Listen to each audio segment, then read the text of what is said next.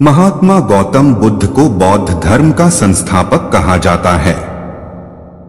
उन्होंने वर्षों बोध गया के बोधि वृक्ष के नीचे बैठकर तपस्या की और इसके बाद उन्हें दिव्य ज्ञान की प्राप्ति हुई। बुद्ध ने अपने विचारों और उपदेशों से पूरे संसार को शांति और अहिंसा का मार्ग दिखाया। इसलिए कहा जाता है कि बुद्ध के विचार आपका जीवन बदल सकते हैं। बुद्ध की आज की अमृतवाणी में आपको बताएंगे गौतम बुद्ध से जुड़ी एक ऐसी कहानी के बारे में जिससे आपके जीवन में खुशियां ही खुशियां रहेंगी, क्योंकि बुद्ध का मानना है कि यह पूरी तरह से आप पर ही निर्भर करता है कि आप खुशी या गम क्या लेना पसंद करते हैं। एक बार बुद्ध एक गांव से गुजर रहे थे, लेकिन उस गांव में लोगों के बीच गौतम बुद्ध को लेकर गलत धारणा थी, जिस कारण वो बुद्ध को अपना दुश्मन मानते थे। जब उस गांव में बुद्ध आए तो गांव वाले उन्हें बहुत भला बुरा कहने लगे और बदुआएं देने लगे, लेकिन इसके बावजूद भी बुद्ध गांव वालों की बात शांति से और मुस्कुराकर चुपचाप सुनते रहे। गांव वालों ने देखा कि उनकी बातों का बुद्ध पर कोई असर नहीं हो रहा है और वे विनम्रता से उनकी बातें सुन रहे हैं।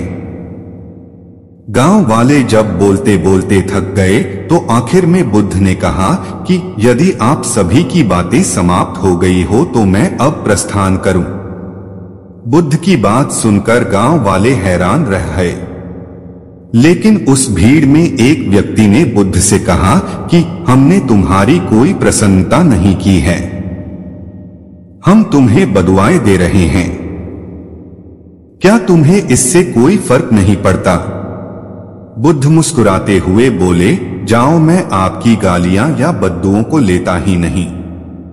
आपके द्वारा दी गई गालियों से भला मेरा क्या होगा? जब तक कि मैं आपकी गालियों को स्वीकार ही नहीं करता, इसका कोई परिणाम ही नहीं होगा। जानते हैं, कुछ दिन पहले एक व्यक्ति ने मुझे बहुत सारे उपहार दिए, लेकिन मैंने उसे लेने से मना कर दिया। जब मैं लूंगा ही नहीं तो कोई मुझे कैसे दे पाएगा? बुद्ध ने पूछा, बताइए, अगर मैंने उपहार नहीं लिया तो उपहार देने वाले व्यक्ति ने क्या किया होगा? भीड़ में से किसी ने कहा, व्यक्ति ने अपने उपहार को अपने पास रख लिया होगा। बुद्ध ने कहा, मुझे आप सब पर इसलिए दया आती है क्योंकि मैं आपकी इन गालियों को लेने में असमर्थ हूं और आपकी ये गालियां आपके पास ही रह जाएगी। सीख भगवान गौतम बुद्ध के जीवन से जुड़ी इस कहानी से यह सीख मिलती है कि हम अक्सर अपने दुखों का कारण दूसरों को समझते हैं, लेकिन असल में यह हम पर ही निर्भर करता है कि हम वास्तव में क्या लेना चाहते हैं, खुशी या गम, उदासी या मुस्कान। यकीन मानिए, ये छोटी सी कहानी जीवन में एक बड़ा बदलाव ला सकती है।